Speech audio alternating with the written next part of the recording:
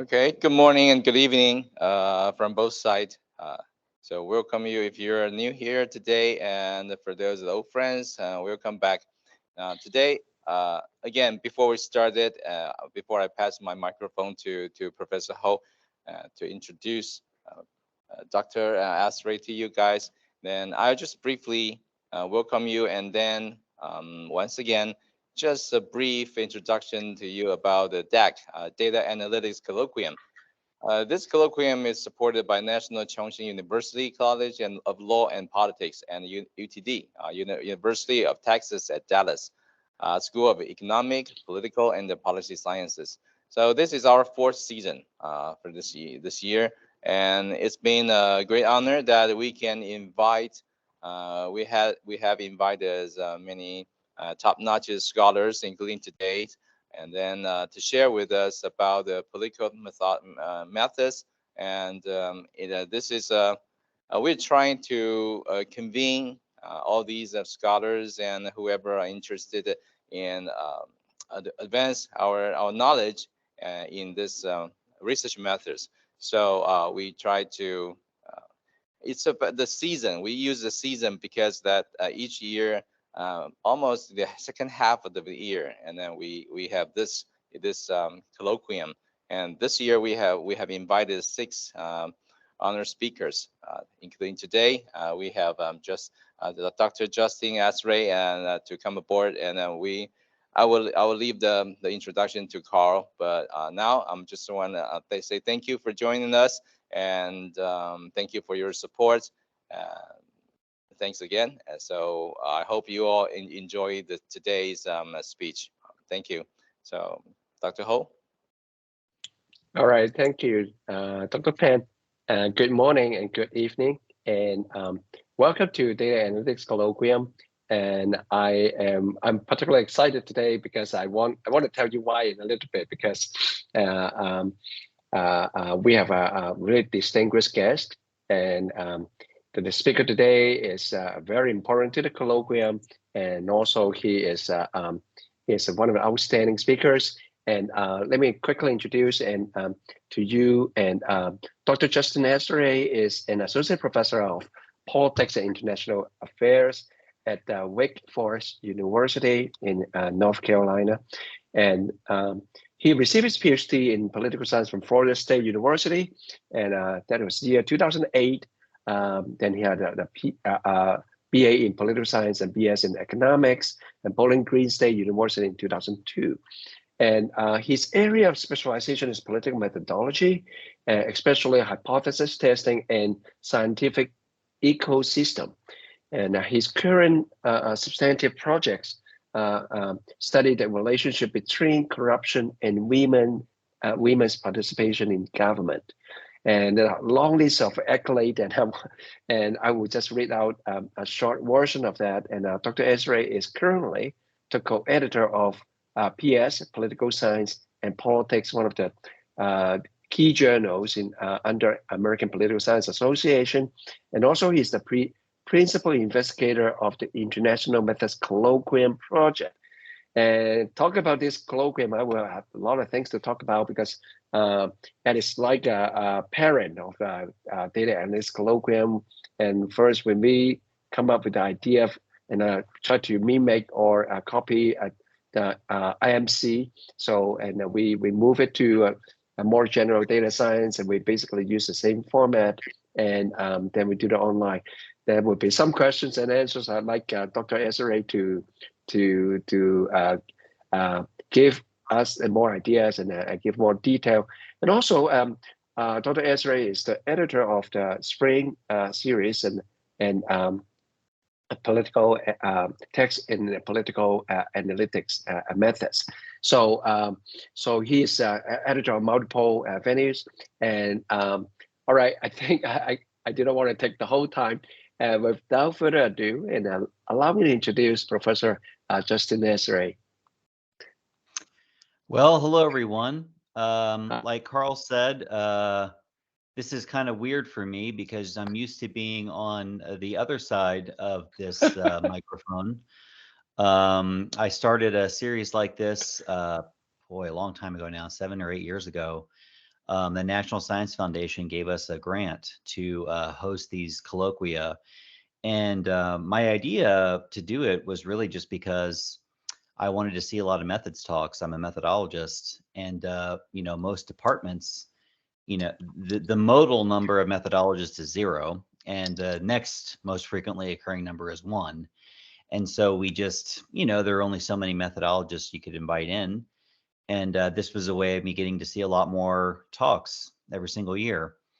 So I'm happy to be presenting today. I'm happy to talk a little bit about the IMC and how that worked. I'm certainly happy if any of you in the audience are thinking about publishing an article or a book, talking to you about publishing in PS or in the Springer series. But first, I want to talk about some work, some substantive work that I've been doing. This is actually kind of a unique project in the sense that it brings together both my methodological interests and also my interests in corruption. So I think it's a particularly apt talk to give for this series. This is co-authored work with Maya Dalton. Maya is a PhD student. She recently became a PhD candidate in Penn State's Department of Political Science. I believe she is also pursuing a dual PhD or a double PhD in social data analytics. Wow. So she's in her second year now, doing great, I've been told. And this work we started this work actually when she was an undergrad. This was a summer research fellowship project that she got funded for us to work on together. We've been polishing it ever since. And I think I would be really interested, first of all, in hearing whatever feedback you might have about ways we can improve the project. And hopefully we'll be sending it out for review pretty soon. Here we go. So my broad research question for this talk is, are new and updated cross-national measures of corruption perception valid if we're trying to compare trends within countries over time? And I'm going to try to convince you that is a really important question to answer. I'm also going to try to convince you that it is a question. Basically, it's something that's going to be hard to do with existing measures, but we can take an approach that's going to allow us to do it. So for those of you who are not deeply enmeshed in the corruption literature, let me just sort of review some of the big measures that are informing cross-national time series research. Probably the biggest one in terms of its impact on the field is Transparency International's Corruption Perception Index. This was first created by Transparency International in 1995. It's credited in part for bringing more attention to the issue of corruption, for helping to revitalize interest both in policymaking circles and in academic circles, and on doing research on corruption and making policies that are designed to fight corruption. As it sounds, it's a perception-based measure. It is constructed by averaging between 3 and 13 scores taken from either surveys or expert assessments. So some of those surveys are of sort of ordinary citizens, some are of country experts. It is a measure of perception, meaning generally people are not asked about their direct experiences with corruption, like have you been asked for a bribe. It's about how prevalent that you believe corruption is in the government that you are asked about, right? So if I'm asked about the US, I wouldn't be asked for the CPI, I wouldn't be asked, have I personally been asked for a bribe? I would be asked, how prevalent do I think corruption, bribe taking, graft, and other forms of corruption are in the government as a whole. And perhaps most importantly for the purposes of this talk, it has been very frequently criticized for not being comparable over time, which is to say that let's say a country score in 2020, actually, let me go back a little bit. A country score in 2018, no. let's actually go further back because they changed the methodology in 2012. So I want to be careful with how I say this. Let's say 2008. Whatever your country score was in 2008, if it went up in 2009, that would not automatically imply that corruption got worse between 2008 and 2009 in your country. Because of the way the measure was constructed, they actually would sometimes shift which sources they were using between years. They actually, before 2012, would average multiple years, prior years measures to construct the corruption estimate for one particular year. So like in 2008, they might use data from 08, 07, and 06. And for all those reasons, and a bunch of other ones that I'm eliding, lots of scholarship sort of criticize the TI for not being useful as a panel measure, even though it was very frequently used by academics and by policymakers they were using it as a panel measure. None of these criticisms have dampened the enthusiasm for using the TI-CPI. It's been cited, according to Google Scholar, I just checked this again a couple days ago, well over 8,000 times. Some of those citations are criticisms, but a lot of them are applications. So that's the big one. I would say the other really, really big one is the World Bank Group's Worldwide Governance Indicators data set has a control of corruption measure. So the WBGI CCE is a sort of composite of many different popular and expert survey sources. I should mention, actually, some of the other measures I'm going to mention are part of the WBGI measure. So, for example, the International Country Risk Groups measure is actually part of the WBGI as well. They take it as a source. And what the World Bank does is it uses an unobserved components model to combine these many, many different measures of corruption into a single aggregated measure. And there are lots of criticisms of what might be wrong with that process. The authors have responded to those criticisms in various ways. For the purposes of this talk, the most important thing, I think, most important criticism to think about is that, again, the measure may not be comparable over time, because every year of the WBGI is standardized so that its mean is 0, I believe, and its variance is 1. And so what that implies is that there's no global trend in corruption. Now, Kaufman, Cray, and Mastruzzi have claimed that there actually is no global trend in corruption, and so therefore it is valid to use their measure as a panel measure. But the construction of the measure itself does not explicitly incorporate the possibility for trends. It might capture them, but it's not really designed for that. And as we'll see in a second, some of the follow-on measures that build on the WBGI are actually designed for that.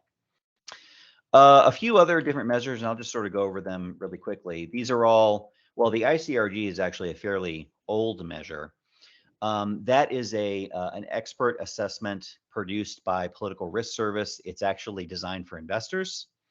It's designed to assess the risks to investment that are created by corruption. So not exactly the same thing as corruption itself. It's trying to measure how much risk for investors corruption creates. It is explicitly designed for comparison over time, but some scholarship has criticized it because it aggregates lots and lots of different types of corruption into a single measure, and it may actually change the weight that these various types of corruption get over time, and so that can actually make the measure non-comparable over time. The VDEM measure is probably the newest measure. It's either the BCI or the VDEM. You've probably heard of the VDEM project. It's an enormous project. It measures tons and tons of things. Corruption is only one very small part of that project. But it does measure corruption. It actually not only measures corruption, it measures subcomponents of corruption. So it measures corruption in the executive, corruption in the judiciary. And then it actually, each one of those sector measures is a composite from an item response theory model that combines lots of individual questions that are asked about these sectors. All those individual level ratings come from an expert group, a group of experts that is, I wouldn't say contracted because I don't think they're actually being paid, but they are recruited by VDEM to produce these measures for them.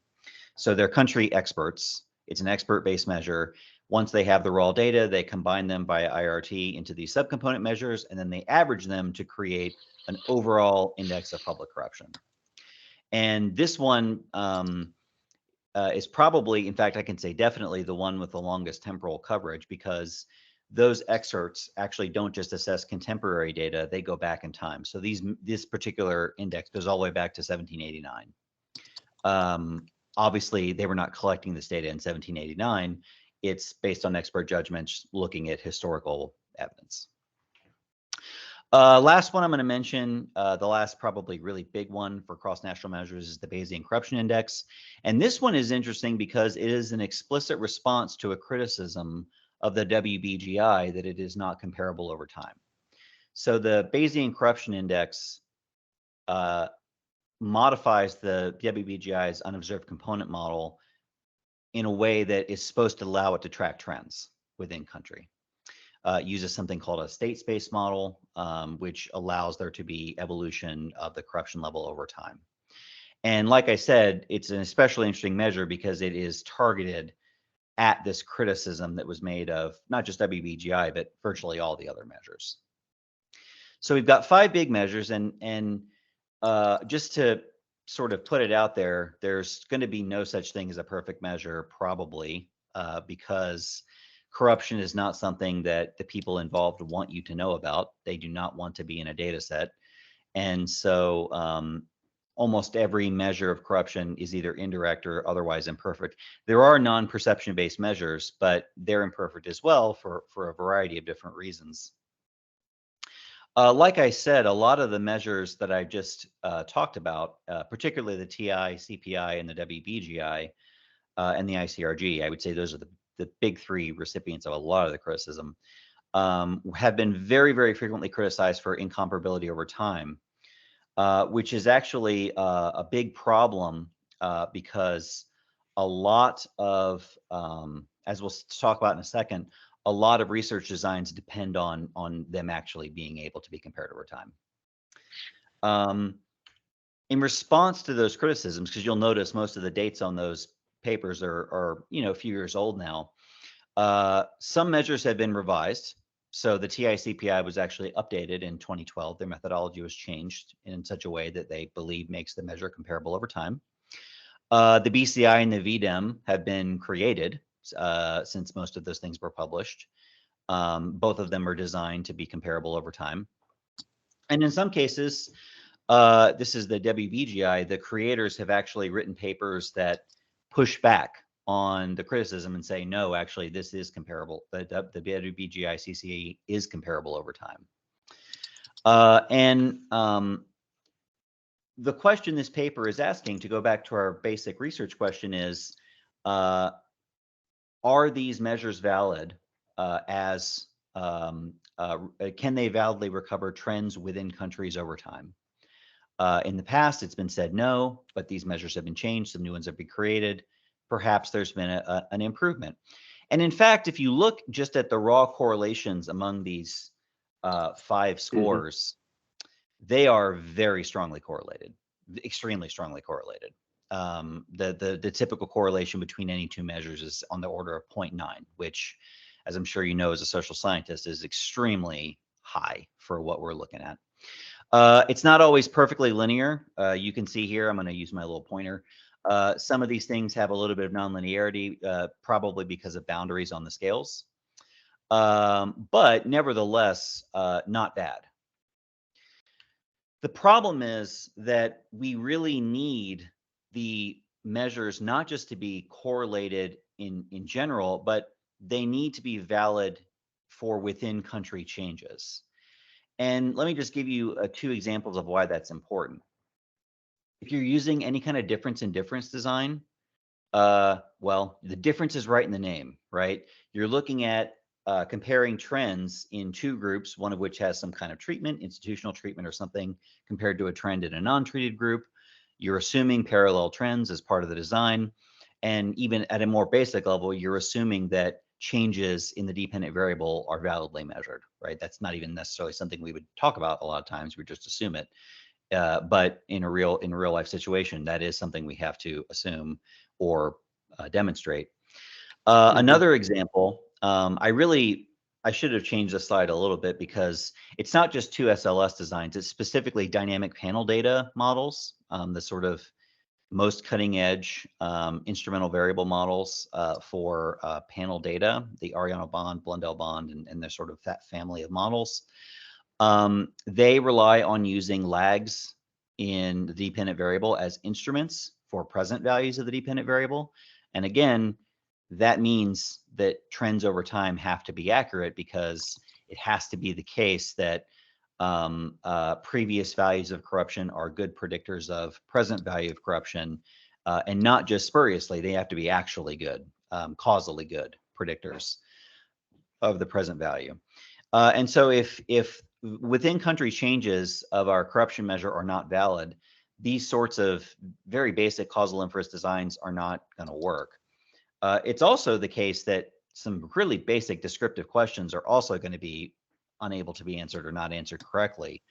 So it's sort of an even more basic problem than this, but just to put it out there, a lot of our techniques for causal inference are not going to work. And the problem is that those really nice correlation statistics I showed you, most of that correlation is not driven by within country variation. It's actually driven by between country variation. So let me show you how I can demonstrate this for you. So what I've put up here is just a way of decomposing some measure of corruption into its component parts. And so what I'm starting with here is some measure is a function of time, and there's also an error term. And the measure,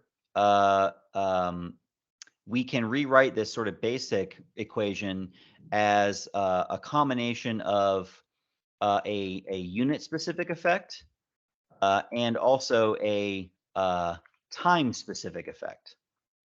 That's capital A and capital P. These are just essentially you subtract the average value in a country over time. You subtract the average value in a year across countries.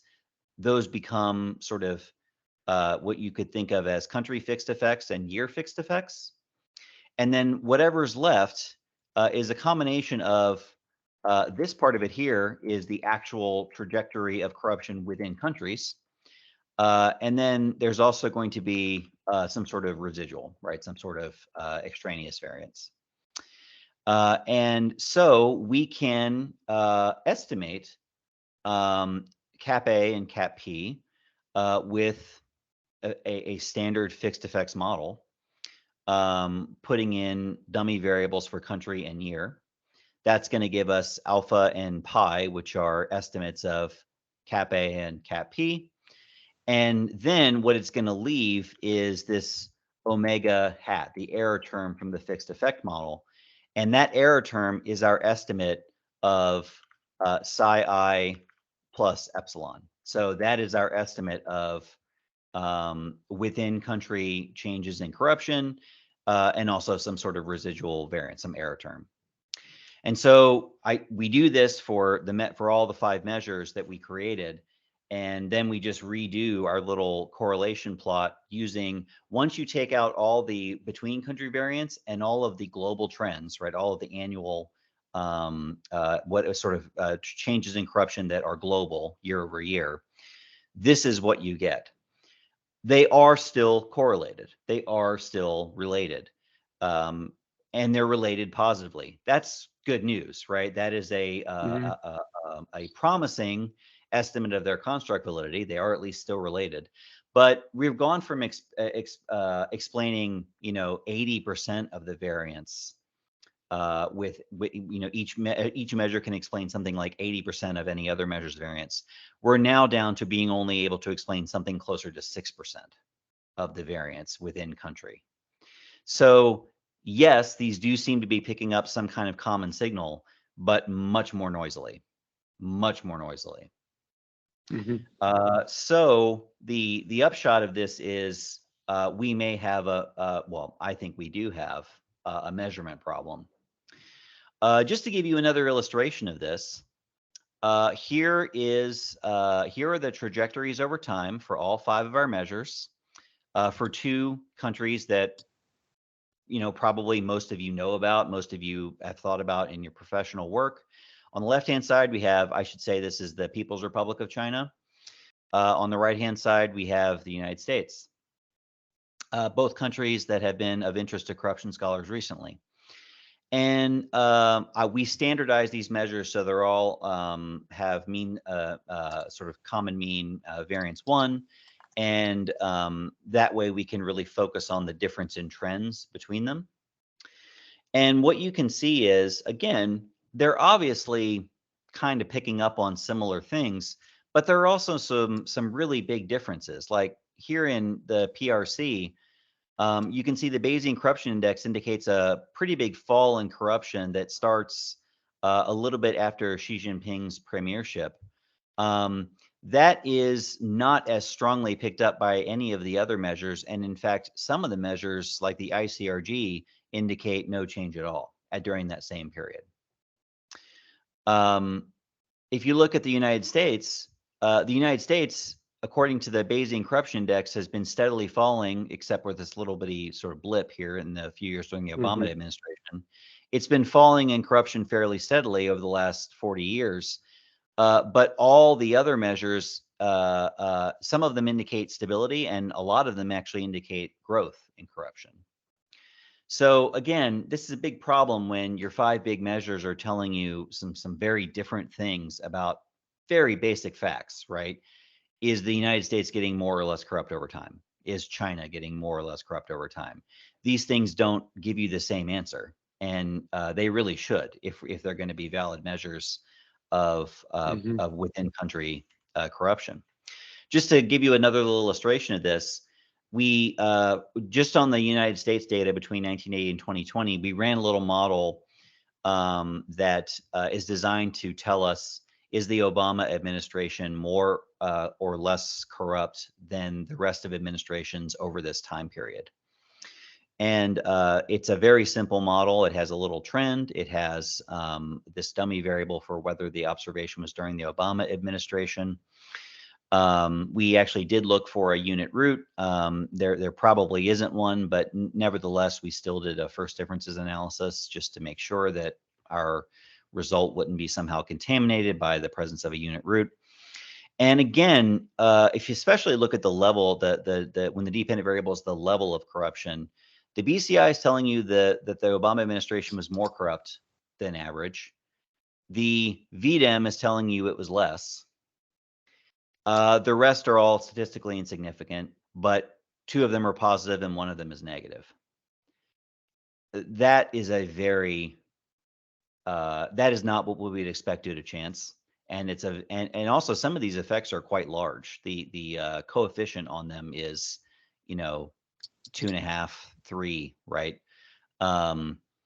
In first differences, all the effects are statistically insignificant, but still the signs do flip.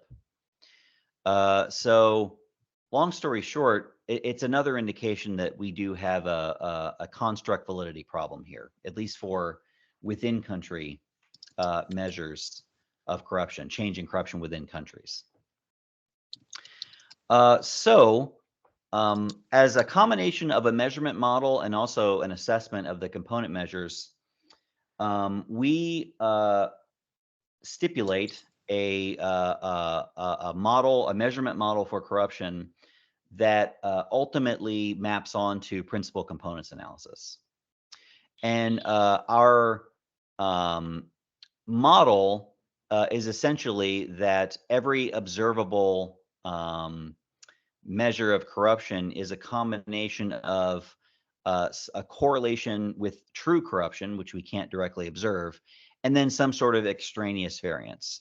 So psi is the true level of corruption in country I at time t. Delta K maps that true corruption into the measure. And nu is extraneous variance, error or bias, actually. It could be any form of extraneous variance. And PCA chooses the vector of mapping coefficients delta to maximize the variance of the latent corruption dimension psi. Subject to a trivial scaling constraint, you can that doesn't really matter what the constraint is. It just is there to identify the model. Probabilistic PCA allows us to actually do this even if some of the measures are missing for a year, which is nice and not something that every one of the component measures can actually do. Some of them are missing for various time periods. I want to also emphasize, this is not in my slides, but I think it's really important to mention that unlike the World Bank governance indicators model, the unobserved components model they use, unlike that model, even though our model kind of looks similar, PCA does not assume any structure in nu, in the extraneous variance term. That error term can be correlated across measures. That error term can include bias dimensions. PCA will actually be fairly robust to that, and we will show you some evidence actually that it is. So if all 5 of our component measures, the TI, CPI, and the rest, if they all target the same concept, we expect there to be a single dimension, a single factor that comes out of these 5 measures that is strongly determinative of the measure we see. In other words, psi, the estimated psi, should explain most of the variance in our observed measures omega. If that's not true, then either they don't share a common dimension of corruption. They're actually measuring slightly different things, or maybe totally different things. They may have integrated into them concepts that are not corruption. In other words, they may have, for example, stereotypes about a country's corruption level that don't actually correspond to its real corruption level, or deficits of information that some people have about certain countries, or they might just be incredibly noisy. So to prove to you that this actually can work, in order to prove that it works, we have to, other than just to sort of point to the PCA proofs, which of course we do, we have to create a world in which we actually know the answer, where we know the true value of corruption, which is not true in the real world. So we create a simulated world where we do know the true measure of corruption. And then there are these measures that exist for that true value of corruption. And those measures include not just the true, they're related to the true value of corruption. They also have bias in them. They also have error, and that error can be correlated. And some of the measures, if we've got 6 measures in our simulation, like 2 of the measures only load on one of the bias terms, 2 of the measures load on the other bias term, and the last 2 measures actually load on both. So there are different biases for different measures. And on top of that, the sort of generic measurement noise can also be correlated. So it's a common refrain in the literature that these measures are all looking at each other when they decide how corrupt a country is, and that means they actually directly influence each other. That could be modeled as correlation and error, right? They all tend to have positive or negative errors because they're all sort of keying off each other. So we allow that to be true in our simulation. And it turns out that even under these conditions, so first of all, if you just look at the true known within country corruption, trajectory of corruption within countries, they are weakly correlated with the basic measures. And in fact, the correlation in our little simulations is very similar to the correlation in real life. It's about 0.2, 0.3. If you look at the true corruption versus the non-panel corrected measures, the non-panel, just the raw measures, the correlation is very high. Again, that's exactly the way it is in the real world.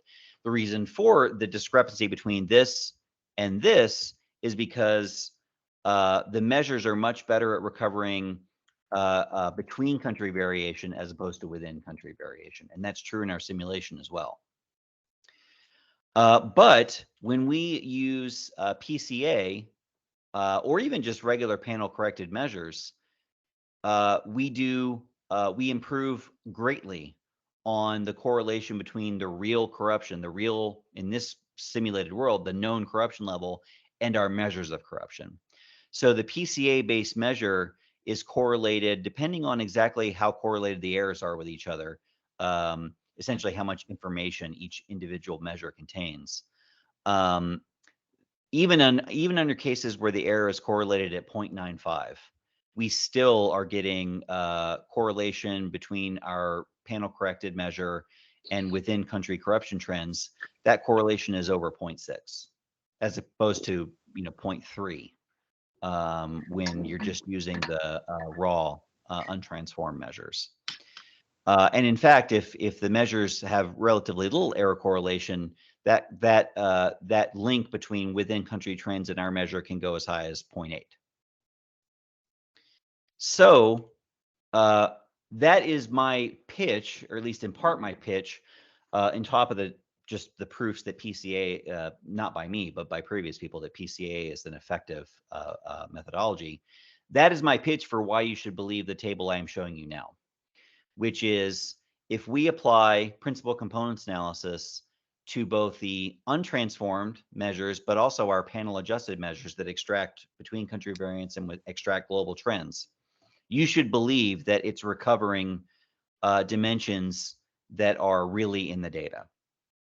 And for the raw measures, you can see that the first principal component explains almost all of the measures, and they all load positively on it.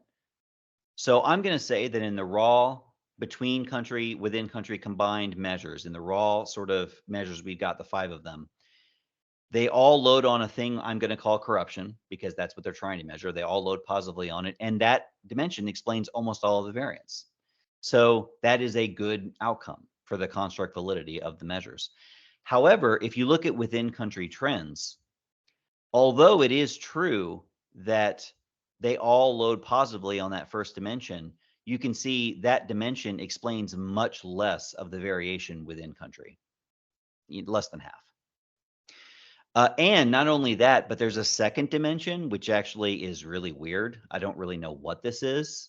It does not load in a way that I would find consistent with corruption. It loads very negatively on BDEM, very positively on BCI, and sort of not at all on the ICRG. So some kind of something else is in these measures, and it explains, 22% of the variation in those measures. So there's some kind of systematic bias component that is present in these measures, and the bias is there for within country measures, but not between country measures. So the upshot is our 5 measures of corruption are probably pretty good at measuring the difference between, let's say, what's the difference between the U.S. and China, right, in the year 2000. But they're not nearly as good as saying, let's compare China in 2000 to China in 2020, right? That they're not nearly as good at. You can use our PCA scores as a measure of corruption, because they are, as I hopefully convinced you, they are designed to successfully extract that common component, that PC1, right, the first dimension of principal component.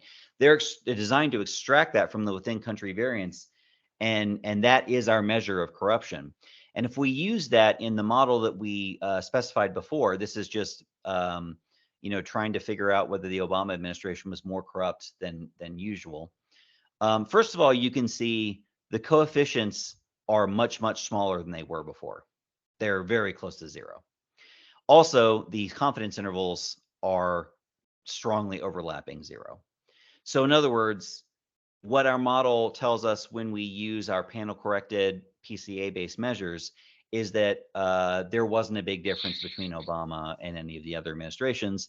And I think that answer has much more face validity than the previous answers. That is essentially what I would have said just as an American or a political scientist if you had asked me.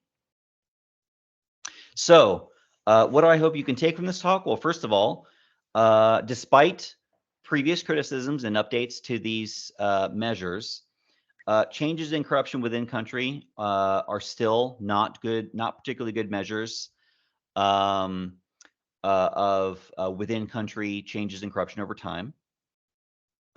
You can get different answers for very, very basic questions, depending on which of the measures you use. Our simulation evidence, combined with the sort of basic proofs, should indicate to you that it would be better to extract the common component of panel corrected or panel adjusted measures so as to, first of all, identify within country variance specifically, and then extract the common component from that within country variance using PCA. If you use that as a measure, you should do better than using any of the measures individually or even collectively. And then finally, if you're interested in using these measures in substantive work, or perhaps building on them, refining them, criticizing them, we provide those scores from between 1980 and 2020 as part of the replication data set for our paper. Thanks for being attentive. And I think we can go to Q&A. And Carl and Peter, how do you want to do this? Yes, great. Justin, I think I'll just address you, Justin. Yeah, this is a great paper, interesting methods, and particularly on something we used to take for granted, and then these are measures we can do that. But actually, allow me to start with maybe a couple of questions to maybe open up other people to ask questions. But think about this: lots of measures like this, human rights, or even conflicts, or other measures about like polity and democracy. So we take for granted. We take for granted these measures are good for dependent variable, and now this is something that I think, particularly the last slides, show us about that dimensionality of this, and that could lend weight to the wrong side, and actually could be something problematic. We conclude, and I particularly want to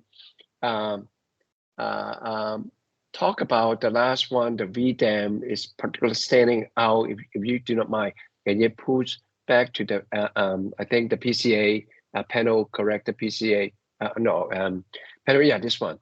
And clearly we know that if we just count on the raw data, we just believe that it's only one dimension, we just use that, and then the PC2 does not score a thing, and but actually when you do the panel adjustment or correction, so clearly the second component or second dimension could not be disregarded, and then that's the case. We so it could be overshooting and underestimating the actual effect. So I do not want to pinpoint any organization, but clearly VDAM and BCI are giving us something that we need to look closer. And whether the methodology or the experts will be actually giving us more information about maybe second dimension, or we should think about using two groups of measures to better tap into the second dimension. For example, when I studied human rights a long time back, so we have the political rights, economic rights, and there could be other rights like even the minority rights, women's rights, and it could be stemming out, because that is really a multi-dimensional measure. We cannot just count on one measure to do that. So when it comes to corruption, I think VDAM did more. If I'm not expert in VDAM, but your introduction suggesting VDAM is doing more. That other measure ignore. And can you elaborate a little more about put it this way, more informative, more data reach measures that actually point out the second dimension? Okay, so actually, I was recently, as part of PS, we're doing a special issue on the measurement of democracy, specifically democratic backsliding. And Yeah. the VDEM project was also a key part of that that symposium. So I actually got to read a lot of papers and talk with the people who developed VDEM. I think it's there are, first of all, there are a lot of things that can be counted as corruption or not counted. So, for example, if you're measuring corruption, are you measuring petty corruption? Are you measuring grand corruption? Are you measuring both of them? If you're measuring both of them, what weight are you putting on each one, right? Are you weighting more heavily bribes to police officers to get out of traffic tickets, or are you weighting more heavily, things like graft or bribery kickbacks at the higher levels for big government contracts? High government officials. Yeah. And these measures do make different choices about that. So the ICRG focuses on the kinds of corruption that is more annoying to businesses. The World Bank governance indicators, they actually put a lot of things together, and it's a little bit unclear exactly how those various parts of corruption are weighted together. The ICRG includes some things like patronage that the VDEM measure explicitly does not. So the VDEM measure explicitly excludes forms of patronage and clientelism, which you might consider part of corruption, but you can also consider as being separate. They consider it to be separate. And then also they all have different procedures. So the VDEM procedure essentially involves different groups of scholars, one group for each country in the world, right? Who are making all these assessments. Some of them are in multiple groups, but in principle, they're separate groups. Compare that to something like the World Bank governance indicators, where they're taking in surveys which have varying coverage. Some of their surveys cover the entire world, some only cover parts of the world. So basically, these measures are all very different from each other, even though they're all trying to measure, in principle, country level aggregated corruption. Why do the VDEM and BCI stick out on that second dimension? I'm not sure. I do find it encouraging that they do load on the first dimension pretty much the same way. So I do think that what that tells you is all 5 of these measures, including VDEM, including the BCI, including ICRG, they all are getting at something in common, right? They're getting at country level average or aggregate corruption in a year. But there may be some components of corruption that are not picked up in that main dimension that are making their way into some of these other measures. And of course, it is possible that in some of these measures might be systematically biased upward or downward for reasons that it would be very hard to pinpoint. And there's no way I'm going to be able to do it here, but there are papers that sort of, not so much about the VDEM, but about the other measures that talk about potential problems. So that is why our recommendation is, yeah, that's why you get different answers if you use these measures. And it would be better to just panel adjust them and extract the common component, PC1, because we're pretty sure that is country level aggregate corruption. The other dimensions, we don't know what they are. And if you use the raw measures, you are implicitly including that in your measure of corruption. And I cannot tell you what that is. So without that confidence, I would be, it's not that you're going to ruin your paper or whatever, but there's going to be something in there that I can't tell you what it is. Yeah. And I have a couple more questions, but I want to ask if we have any questions from the audience or from the Taiwan side. Peter? Yeah. Can I follow up the question, please? Please. Yeah. It seems like the same question. If the indexes or these measures could be quite different in the performance of measuring certain things. just like Carl says that this is about corruptions, and then we usually use a lot of democracy indexes, for example, right? VDEM is one of them, and then the Economist is the democracy index, or Freedom House, right? So these are frequently cited or used by scholars. And then would you recommend that before we use certain indexes, and then we run some tests or something, like use the panel adjusted methods, and then to choose, like we choose VDEM and we choose WBGI, or use the same way and before we use other democracy or other areas of indexes? This Do you think is basically that's this is basically the same question. So Maya gave this talk at the University of Michigan earlier this year, and this is basically the same question we got from Rob Franzese. And like I said, I've just been very deeply engaged in this debate in the democracy literature, not as a participant, but as a sort of an editor, right? As a person who is just sort of watching and refereeing in some sense.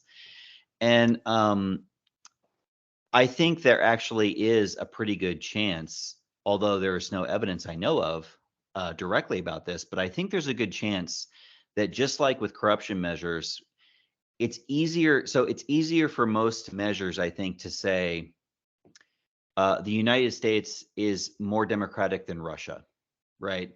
They're going to get that right every time.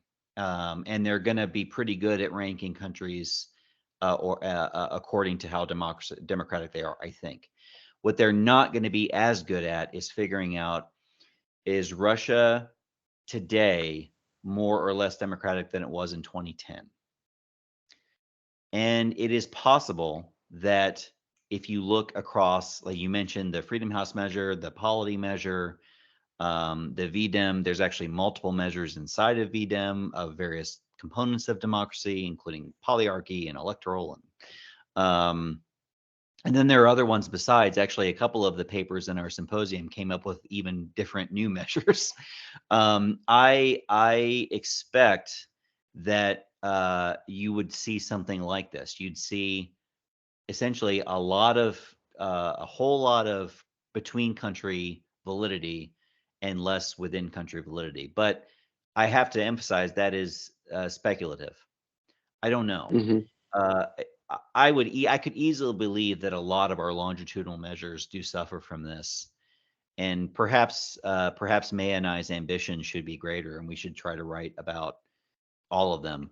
But I'm a corruption scholar, and I have to get a paper published, and this is the one I know best. And also, I can also say, both for corruption and for democracy, boy, people get very the passions actually run higher than you might think for a measurement problem. People are deeply invested in these questions, and it's a hard thing, I think, to hear that some of our measures might not be that great.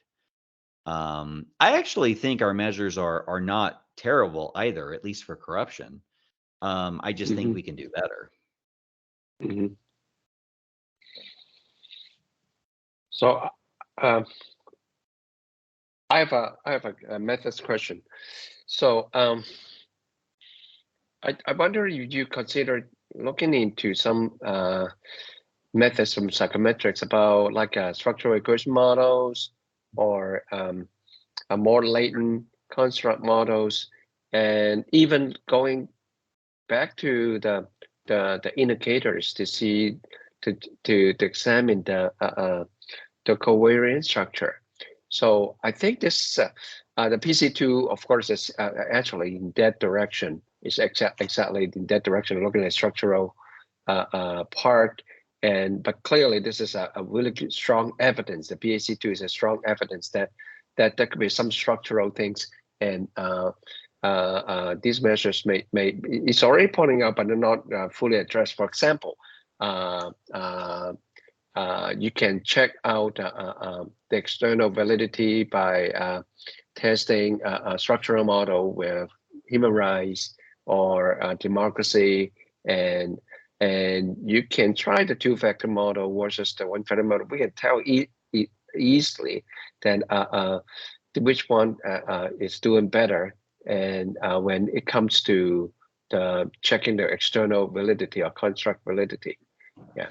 Do you have have you come across any suggestions in that direction, or maybe some? I think there was tons of works on using the SEM models, SEM method. Basically, so the answer is yes. That Mhm. is more or less what the BCI is doing. Yeah. Mhm. The World Bank governance, the BCI is an improvement, I think, on the WBGI model. The WBGI model is a light structural model that says we've got 30 different measures of corruption. Yeah. They share a Yeah. common component. We're going to Yeah. specify Exactly. that it's a linear function of that component, that the error is follows. They have to make an assumption about the error. What the BCI does is then improve on that and say, well, we are going to essentially set up what amounts to like a little AR1 model of the latent dimension, and we're going to use a sort of expectation maximization type algorithm. It actually is it's a Bayesian model because it doesn't actually use EM. It uses Gibbs sampling. In the way they employ it, it kind of ends up working like EM. But that is what they're doing. That's what BCI is doing. And I think it's possible, especially because the VDEM is really the outlier here.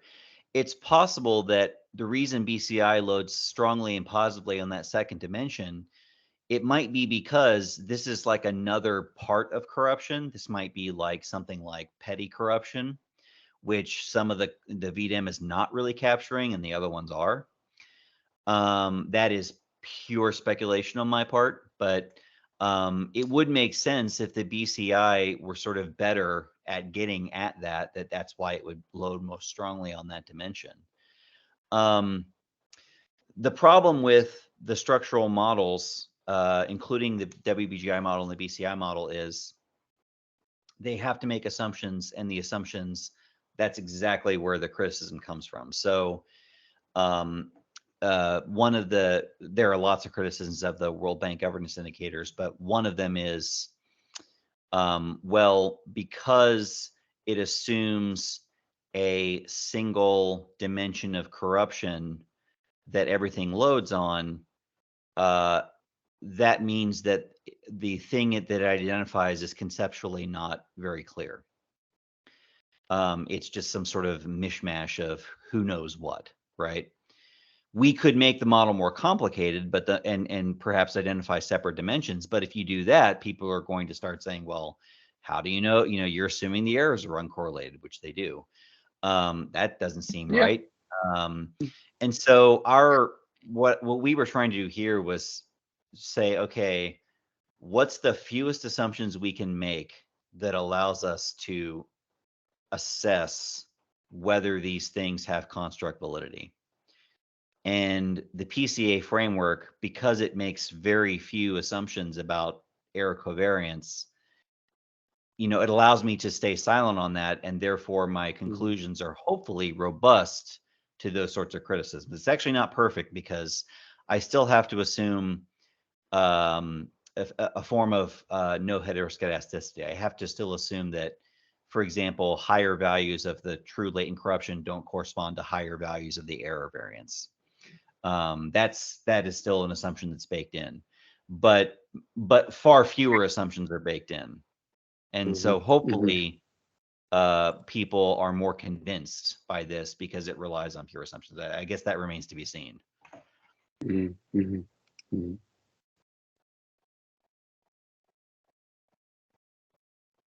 All right, and So Justin, would you encourage that? This is very interesting because just like Carl just said, we took it for granted, and when we use these things, and then we see some papers, and then we cite that one, whether you use a VDEM or use a WVGI. So you're in, this is your expertise in corruptions. But for some students, maybe they're more I'm more interested in using democracy as an index. So would you recommend that or you recommend them to run some, how do I say that? You prep something and then you choose a certain index, and that's the best suited for their study. And for this panel, or consider this intertemporal factors. Are there any other that you have ever come across your mind that different weight of adjustment, and then maybe they come up with different uh, different rankings? Let me put it this way. So if you So, adjust the other way, and well, let me talk about democracy, because that is a big one. One of the things that is true about the democracy measures is they actually often very explicitly are not measuring the same thing. So there are democracy measures like the Chiba, Vreeland, and Gandhi measure that are binary. So, and they assume that what democracy is a set of factors that have to all jointly be present in order for a country to be considered a democracy, right? And also they consider democracy to be binary, right? You either are, you can't be 50% pregnant, right? You're either pregnant or you're not pregnant. Similarly, you're either a democracy or you're not a democracy. You have to have a peaceful transition of power. You have to have disputed elections and so on. That is very different from let's say the VDEM measure, where you actually, there is a continuum, right? And you can be more or less democratic. That conception of democracy is not the same. Then there's a different conception entirely that says, all right, are civil liberties an essential part of what it means to be a democracy, or can you have an electoral democracy that circumscribes civil liberties, right? The Meng and Little paper that is sort of the heart of the symposium that I was talking about earlier, what they do is they build an indicator that relies only on effectively what you might call quote unquote objectively observable things.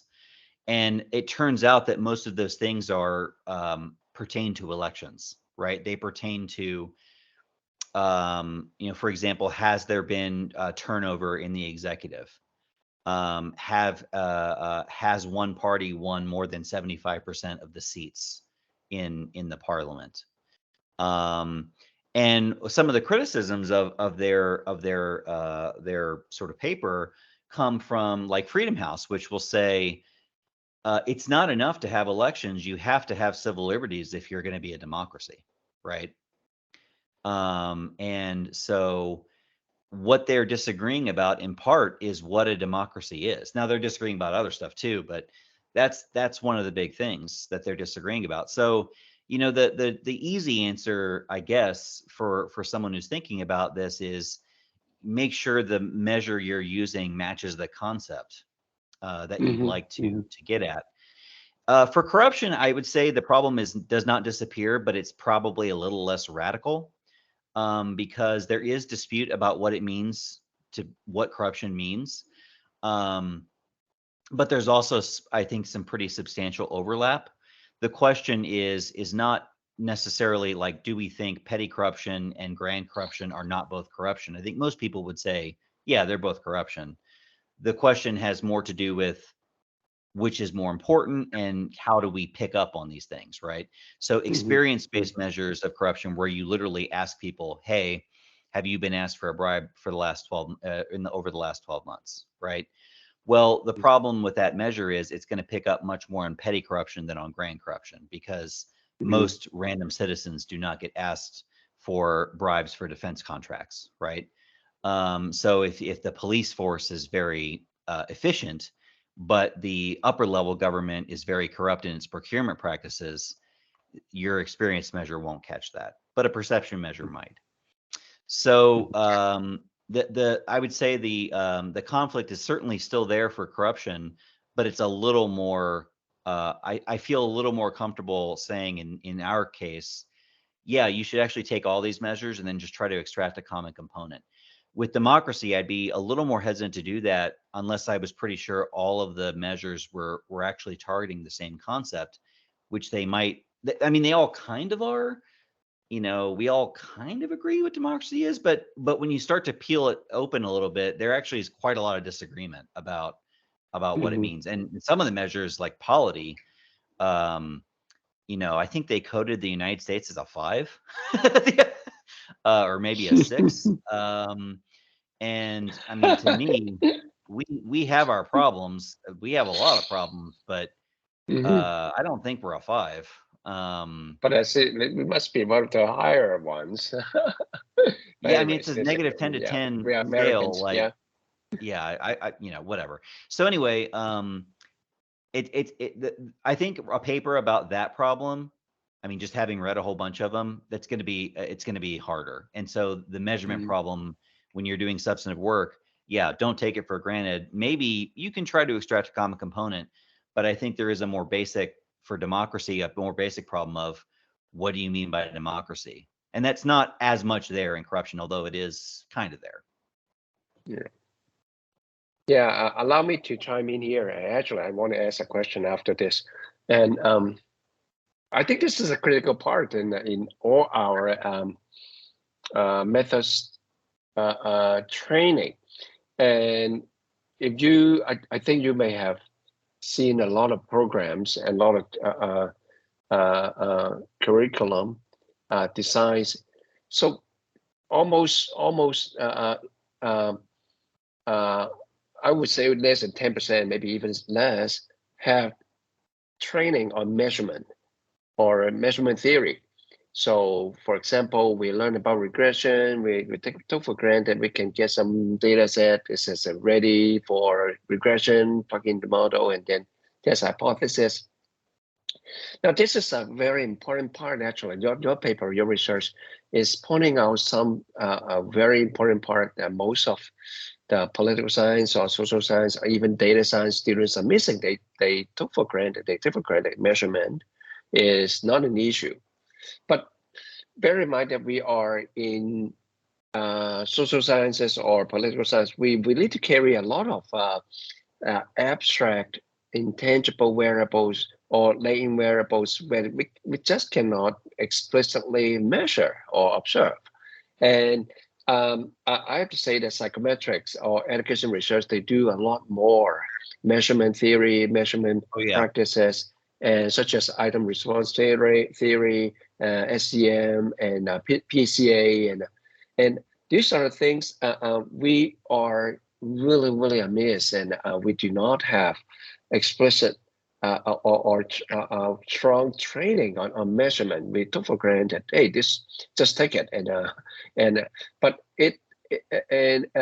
so this may be the reason why that lots of students may not fully understand the importance of measurement. And if you do not do that, then a lot of the results could be just biased, or not that the concept could be biased, but they are measurement biased. And so they do not explicitly control for the measurement error.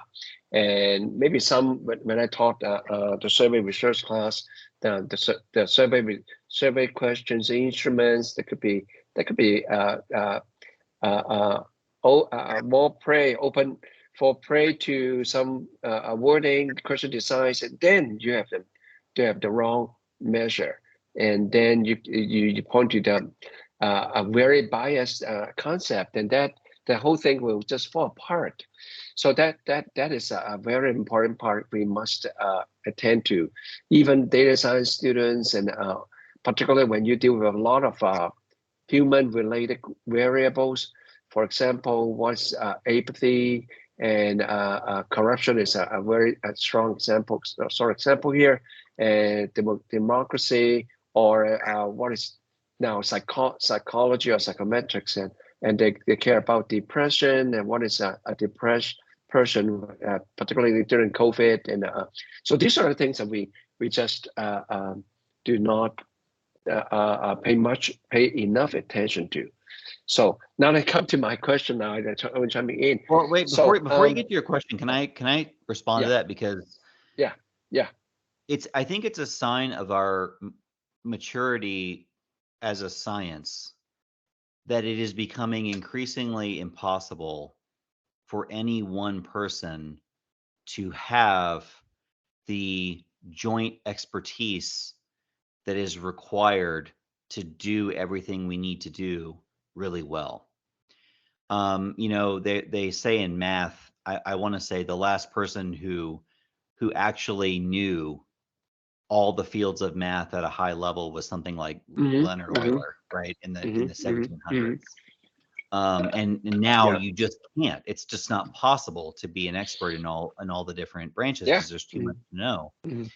And I think we are getting to that point because, you know, to be able to have a strong mastery of measurement theory, of non-parametric analysis, causal inference, and then substantive, you know, game theory and substantive knowledge and a language and, you know, time in the field. Like, I mean, it's just, you can't do it all. And so, you know, my brother is a PhD in chemistry.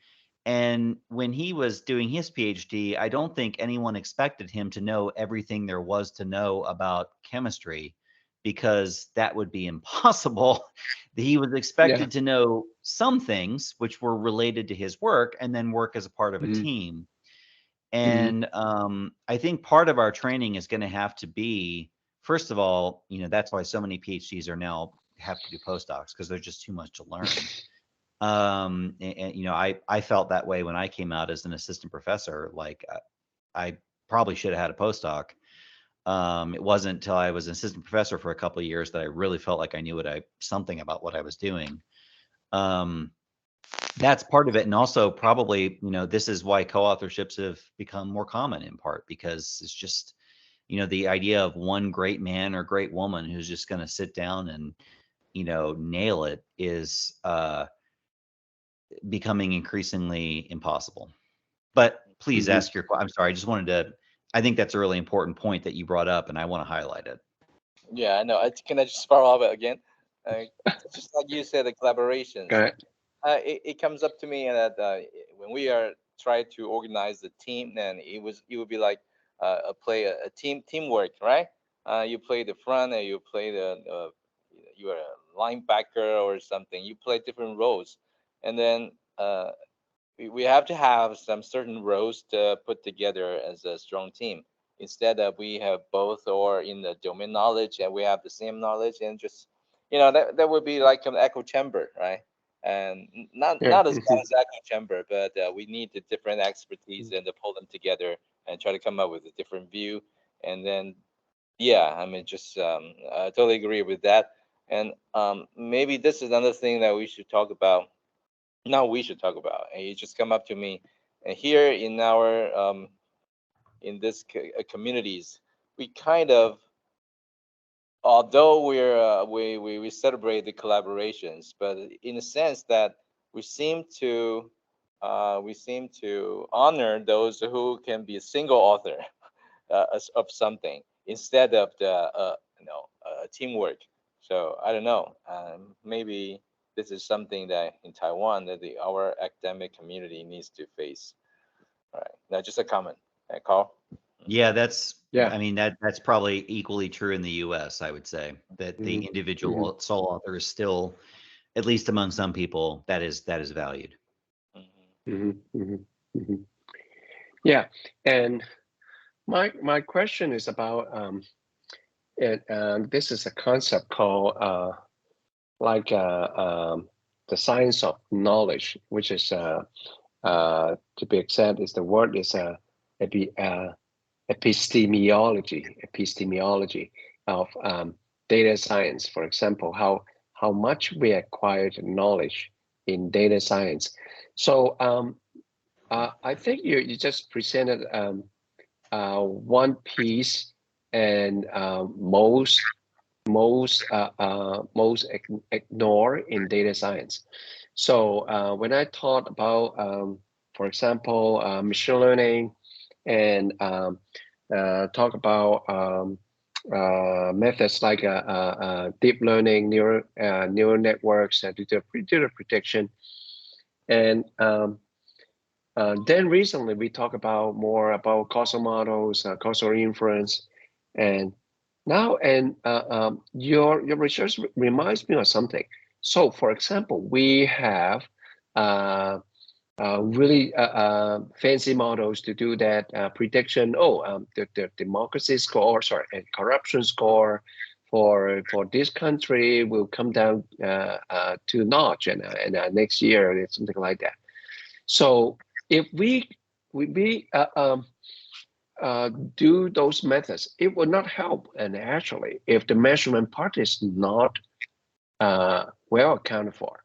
So, for example, I can still stick with this the first dimension, and could be the second dimension part of it cannot really predict much.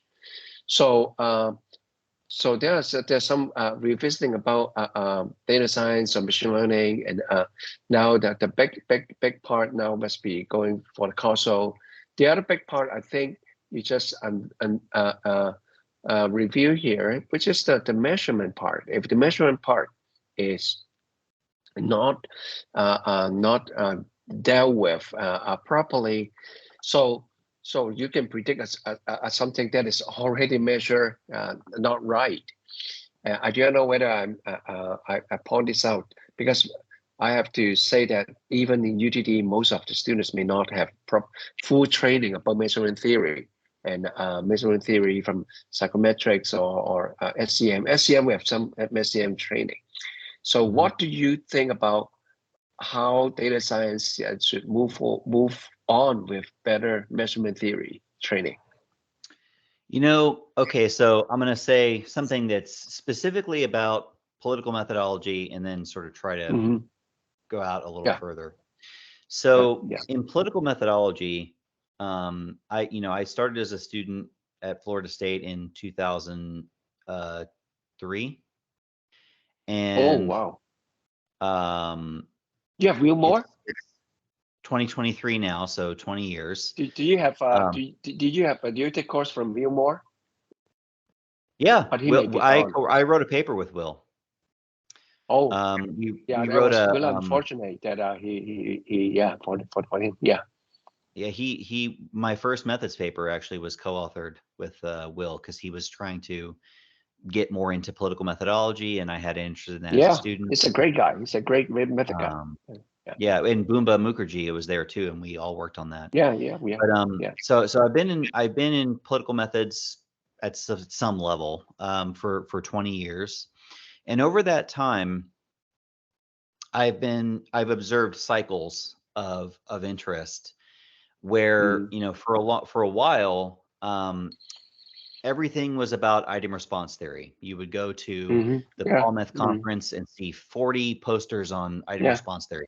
And that actually, that's a measurement. Yeah, that's a measurement theory thing. And then it just kind of died, and or not died, but it became less of a fad. And everything was about Bayesian methods, right? That was actually probably the height of my training, was everything Bayesian methods. And that's gone. And causal inference is sort of now a dominant thing. And eventually it's going to be gone, and it's going to probably be replaced by machine learning and artificial intelligence techniques. But what I'll say about it is none of those things actually really died. It's just that the attention of really the youngest people in the discipline shifted to something else, right? Because the lowest hanging fruit was no longer in that area. So, there was a time, I don't know, 15 years ago, I suppose, when measurement theory was actually pretty hot topic in political science. Andrew Martin and Kevin Quinn basically made their careers on an application of measurement theory. Keith Poole, right, owes his career to measurement theory. And I think they did pretty well. And so These things do have a way of coming back around again, and they also have a way of, they don't really die. It's just that, we get excited about something else because we were neglecting it when we were focused on the other thing. So, causal inference is going to remain important even when we move on to something else. I think my bigger thing is, and this is probably why we get the fads. If I were a student right now, if I were a second-year PhD student, it is really important that I have a firm foundation in all those things I just mentioned, plus a bunch of other stuff that I didn't mention, right? Non-parametric statistics was actually a brief fad. I think it's important to study that. It's important to study structural models, and that was the even further back fad. But the thing I would probably be really interested in is neural networks and in general, and these sort of applications of transformer models, large language models in particular, because that's taking off. It's very exciting. Yeah. It's something that people my age, I mean, I know about it, but I'm not, I've taught it, but that's not my area of expertise. And a young person who really drills in on that can make a big difference and do things that I couldn't do. And so, probably what's going to happen, my guess, is what I hope for our programs is that we do not neglect these other things that are still important. But it is true that measurement theory is probably not going to sort of dominate in the next 10 years. Actually, probably not. Causal inference is not going to either. At some point, we're going to show up to the political methodology conference, and it's going to be 20 posters on some version of ChatGPT, right? Some version of large transformer models applied to politics. So, and it's already you already see it coming. There's already attempts to try to get these things to train them to do science. So, I guess my answer to your question is, as a young person, you should focus on cool new things. But don't focus only on those things. Do remember to learn the other stuff too, because some of the most interesting work comes out of the connections between these areas. And also, like Carl already said, if you neglect these areas, you end up saying things that are unwise, right? You end up saying things that a person from an older generation is going to shake their head at, because like they are more steeped in those ideas, and you haven't seen them. So it's ultimately what this is a pitch for is a well-rounded methodological education, but it's perfectly fine to have expertise. Probably your expertise shouldn't be measurement theory now. Probably it should be some kind of AI. I look forward to my own obsolescence when robots take over the world. All right, and do we have more questions about the lecture today? And before, go ahead, Peter. Otherwise, I want to move on to another group of questions about colloquium. Yeah, I mean, just a comment. We were speaking of taking the common used aggregate index for granted, and there's increasing attention or awareness of the phenomena of taking algorithm for granted, right? Because not everyone is so aware of how those algorithms came from. And then we talked about AI, and this is I think that I call this a phenomena. So I came across a paper talking about this similar issue. So how can we be more aware of and not to take the algorithms for granted? So that maybe that's another thing that we should be aware of. And then what's really crazy to me is all these complex models. Nobody can really explain. Everyone can explain, well, not everyone. The people who know about these things can explain the basic principle of how something like ChatGPT works. I mean, I can explain that, but they cannot tell you, even people who are working full time on these models, who are building them, can't really tell you how they're doing the things they're doing. Mhm.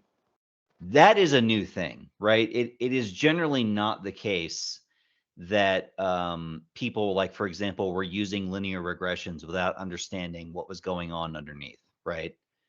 We are Hmm. now at a Hmm. point where, like, we're building things that we don't understand, that are doing amazing things, but we don't know how or why they're doing them. We only know the basic components. Hmm. It would sure be nice if someone could figure out how to study, how to develop methodologies to study that, which is kind of a meta problem, right? Like, how do you how do you understand intuitively, or sort of qualitatively, what an algorithm is that is as complex as a neural network with, 50 layers and 500,000 nodes or whatever? What is it really doing? And, it's like asking, what's our brain doing, right? We kind of know, sort of, but not really.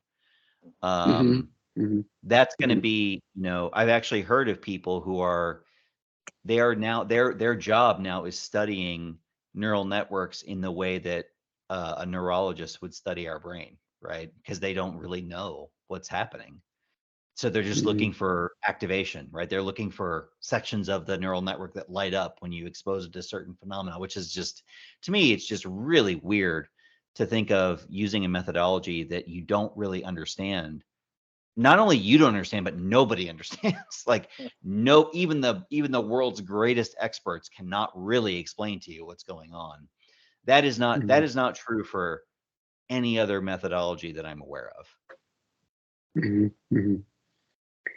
Yeah, I think this is a very good comment. I think down to there is a movement also may not be well heard of, or what is called interpretable machine learning, and IML.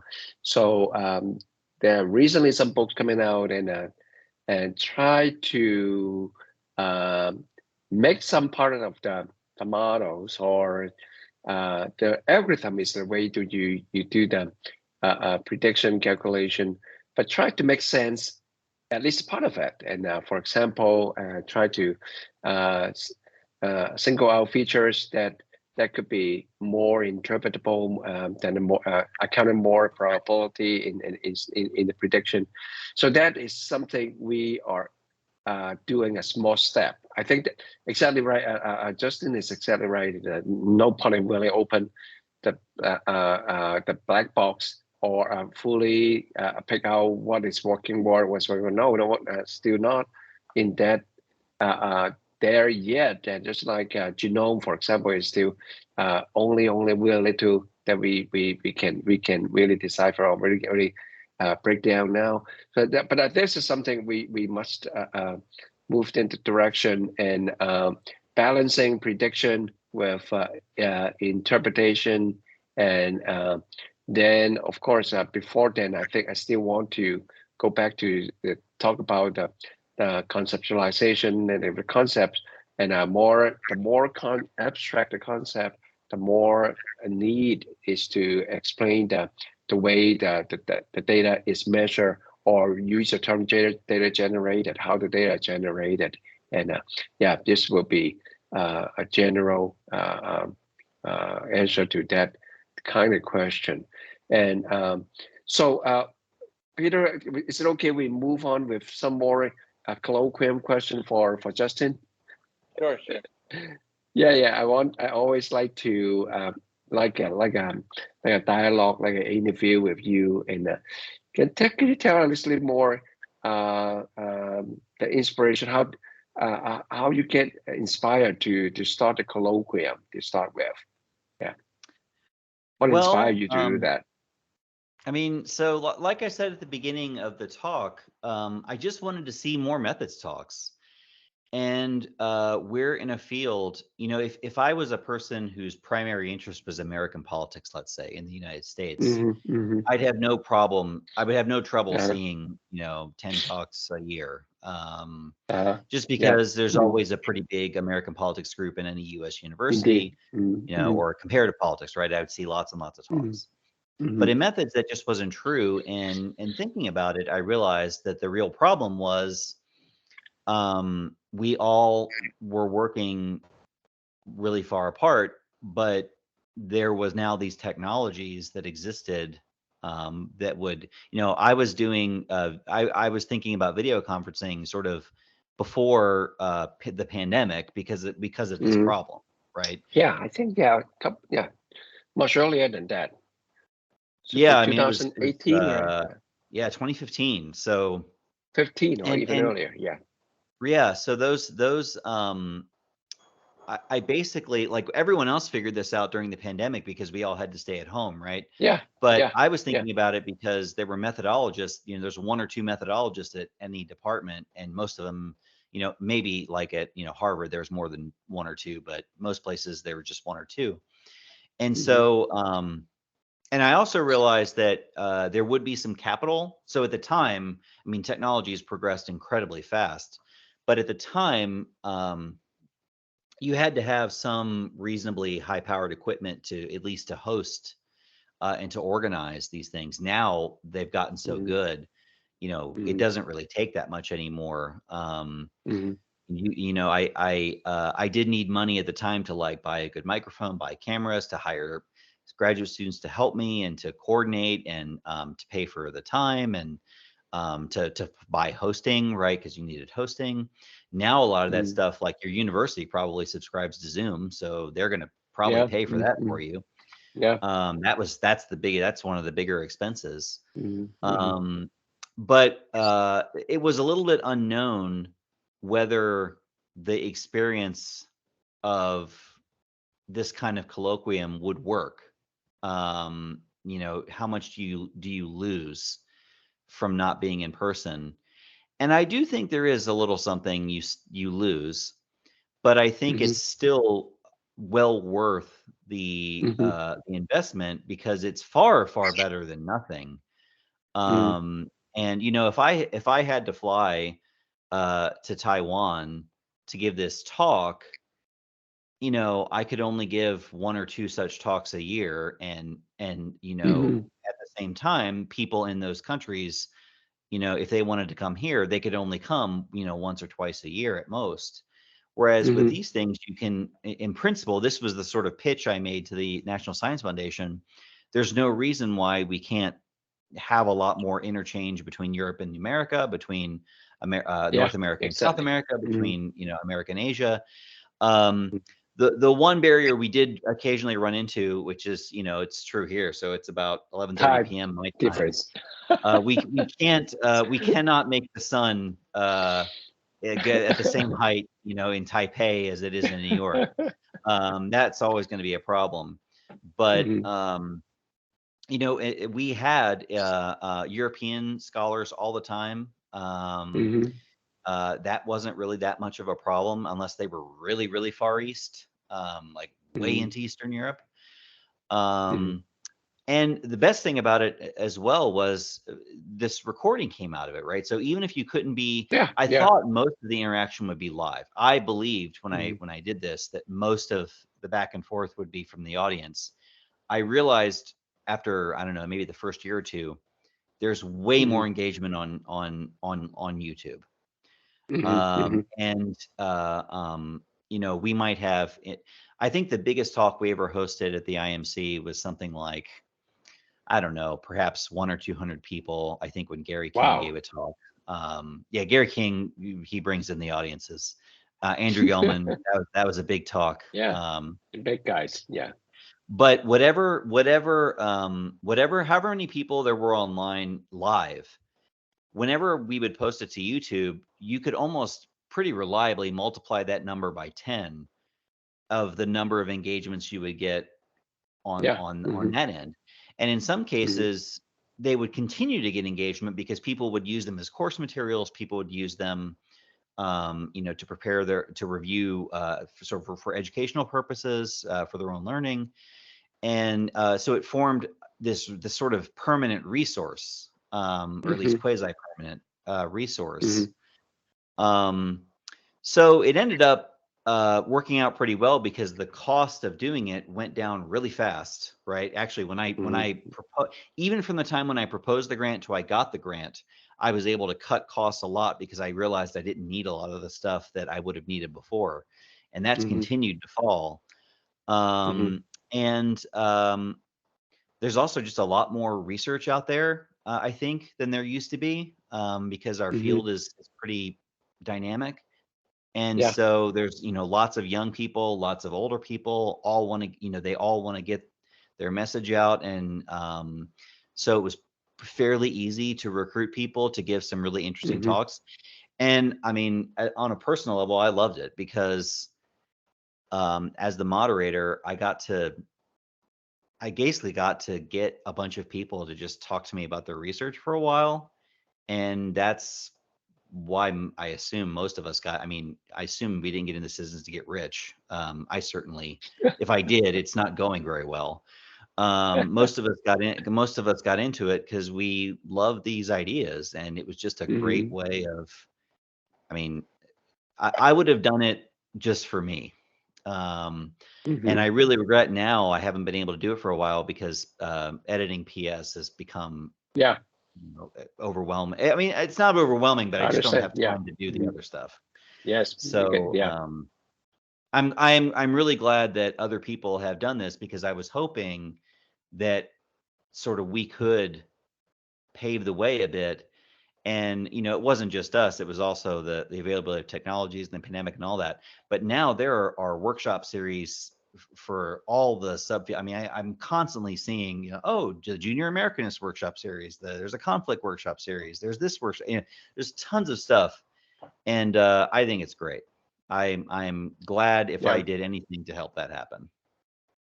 Yeah, and actually, I think there are more a colloquium going this direction too, and I would not say this is competition, but it's more like a synergy part. I think more synergy. So for example, ASA is doing something similar. Now, quickly, let me jump to the question: what would you suggest and for the next step or the next stage of the colloquium, and how should we say, for example, write for another grant and plan for short-term, mid-term, or long-term future? Let's start with the long term. So right now, virtual reality technology is kind of mediocre, but I've seen through the tech press that technology is getting much better.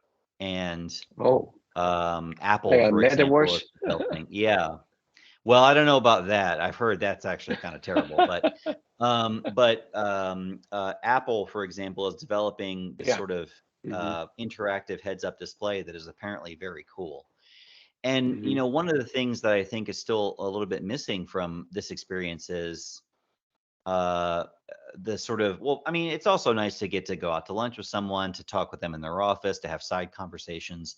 But there's also just a sort of, we're evolved to interact in small groups, and a bunch of face pictures on a screen is not the same thing as being in a room with people who are talking to each other, who are talking to you, who are sort of building off of each other's ideas.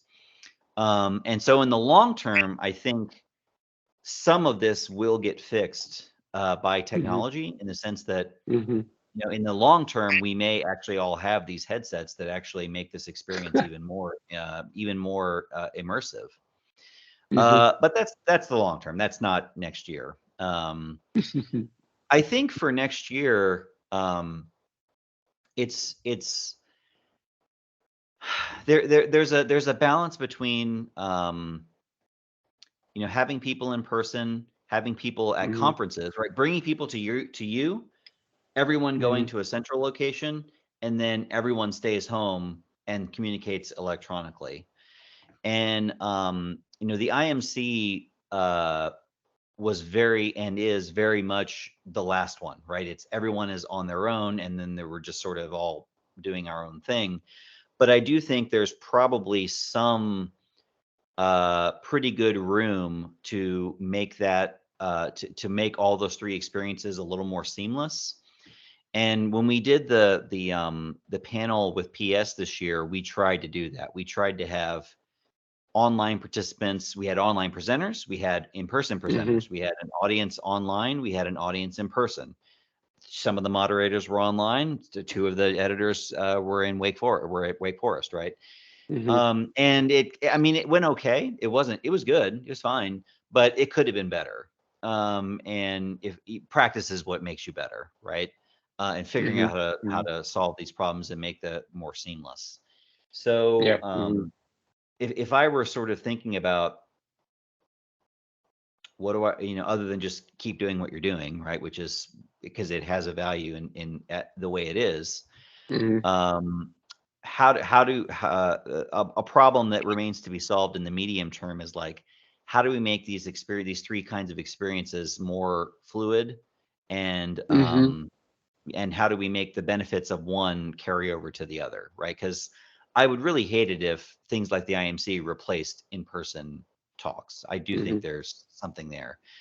But I also think if you're only doing in-person talks, I mean, this is why Harvard is so advantaged, right? Because they can afford to just bring in 500 talks a year if they want to, right? Wake Forest cannot afford that. And so one thing I pitched the IMC as an equalizer, right? It's something that allows research intense universities that aren't really, really rich to have a lot of interaction. And I think that's something I would, if I was proposing a grant today, I'd be looking at that. How do I make that better? Is there something I can buy? Is there somebody I can hire? Is there, do I have to wait for this headset, or is there something else I can do? And I don't have an answer to that. It's just something that I've been thinking about. I think you're giving us a picture. So that will be from here and there. We have there highly intensive, highly engaging, and highly present kind of lecture plus training plus workshop. But so this gap, and I think you're confident that that technology can make this gap shorter, and maybe some better arrangement between now and then. For example, I'm still thinking out loud. I don't know, but I think I get your picture that we can design the colloquium in a way that partially in person, but if it is not in person, we need to find ways to get more engaging audience and get them more hands-on, and then could be something that we need to go that direction.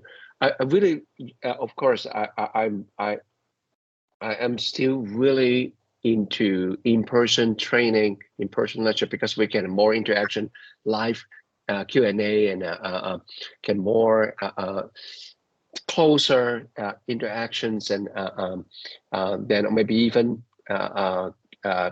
seeing you demoing and the codes, or deciphering the statement, etc. These sort of things I think I like to see that happen in future. It could be some kind of improved design. We can make that closer to that picture. But of course, ideally, we have the funding to have the in-person meeting, or maybe have more like what you suggested. But and even though we still have the resource gap, but I think we can get this smaller, and by design, by more new technology or new innovative methods. So yeah, I think we should go that direction. Yeah. And Peter, what do you think? Yeah.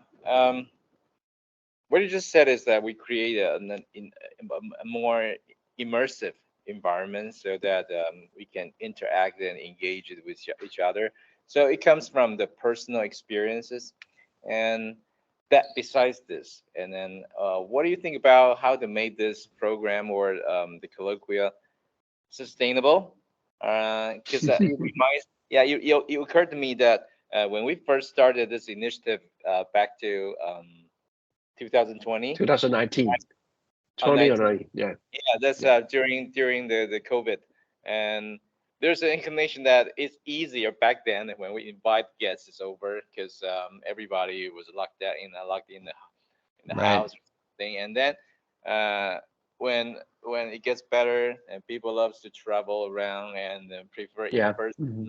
in-person conferences, and I sort of have the feeling that still people loves to have face-to-face conversation or engagements.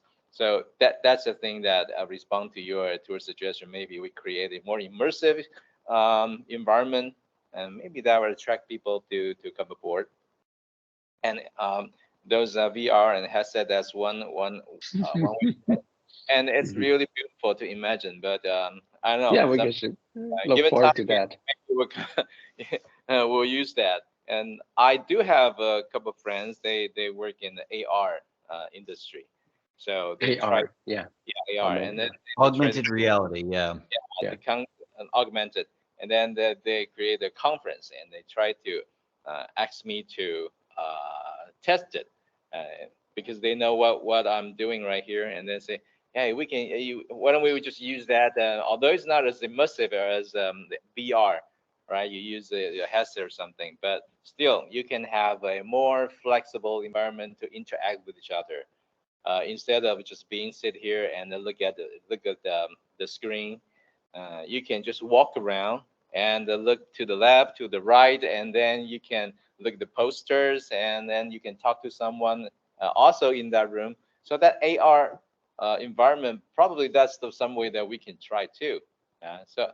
So I mean, ensure that I have I brought up some two things. One is the environment, like user experiences, and the other is that how to make it sustainable, because in terms of people's preferences, although they are related.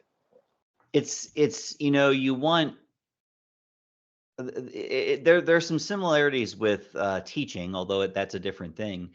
It's really hard to just stand or sit and passively watch something for 2 hours, especially if it's Hmm. just a little box on a screen. And my Hmm. experience when I was teaching during the pandemic was it started off Hmm. okay, but eventually I would see lots of students turn off their camera or just sort of check out Yeah. in a way Hmm. that they wouldn't in person, right? They Hmm. just wouldn't. Hmm. And part of that, I think, was it was much easier to get people involved in various ways in person than it is when you're just staring at a screen. Hmm. That could be. I know one way that some people have tried to address this is like, well, instead of me just showing a slideshow, maybe I have a presentation that is like an interactive website, like a data-driven dashboard type website, where people in the Hmm. audience can actually do Hmm. stuff, right? They can look at the data, Yeah. they can mess with it, they can Hmm. see various Hmm. things. Hmm. Um, and the augmented reality stuff, I'm very loath to make predictions because the world is changing so fast now when it comes to artificial intelligence. It's the pace of innovation is unbelievable. But right now it's kind of bad. Like right now, VR is not great. Hmm. But the thing I really think about is if we had, if you've ever seen Star Trek, you've probably seen the holodeck, right? If you Yeah, had of that, course. Hologram. then Yeah. why would you ever need to travel? You could just, pull up a completely realistic environment. Everyone would be there via teleconference, and it would be just like being in person. Um, that's probably a ways off. Hmm. Hmm. All right. I think we have taken quite a big chunk of time. I think that is. Always have some more questions to ask Justin, and maybe we can ask one more question before we let uh, um, Professor Esarey go. And this is quite late. And do we have one more question from the audience or from the Taiwan side? And if not, I want to have quick question to have just in the wrap up. Now, go back to your position as an editor and in two journals, and actually the Springer series too. So what do you see the general direction of methods and data science in general? And so give us some hints. And I think you read a lot, you see a lot, and what do we expect to see in We're getting a lot more stuff that involves sort of non-traditional data, like text data, text data, visual data, you know, things that are not essentially, you know, Excel spreadsheets, right? Yeah, indeed. That is becoming much more common. I think the starting gun has been fired on AI and machine learning. Like it's always been around, right? I was teaching a class in this at Rice 5 or 6 years ago, but now it's really, you know, everyone is attentive, right? We've all seen it. And so I think it hasn't happened quite yet, but I think in the next 5 years, there's just going to be an explosion of essentially how do we use large language type or transformer, generally neural network models, to do all kinds of stuff. And how do we put together multiple transformer type models, neural network type models, in the way that your brain has various modules to do things? How do we put them together to make sort of integrated devices or integrated approaches? And we've already seen some of this stuff already happening. So I know, for example, there's been some work on trying to use machine learning to estimate the replicability of a paper or the scientific reliability of the paper just based on what's in the paper. Like you feed that into a trained model, and it uses information about the text, about the authors, about the topic, about the graphics, and it will convert that into essentially an assessment of, you know, how likely is this to replicate. That's just you know, we don't even know all the right questions to ask right now, right? So I think that's where we're going, but there's also going to be all the same stuff we've always had, right? I don't think that I don't think all the other work that we've done is just going to stop happening, right? I think we're still going to have jobs for a while, and I think you know, there's going to be, as Carl said earlier, right? It's not that this new stuff is going to make measurement theory less important. It's just going to mean there's even more to know. Yeah. All right, great. And this is exciting. I think I wish I can keep you more. I think, but I cannot do. Well, I probably should go to bed. 2 minutes. Sometime I need to see you in person and bring you out for lunch and give. It's my treat now, really. All right, and that is. I think we should call it the night. This is quite late and in Wake Forest now.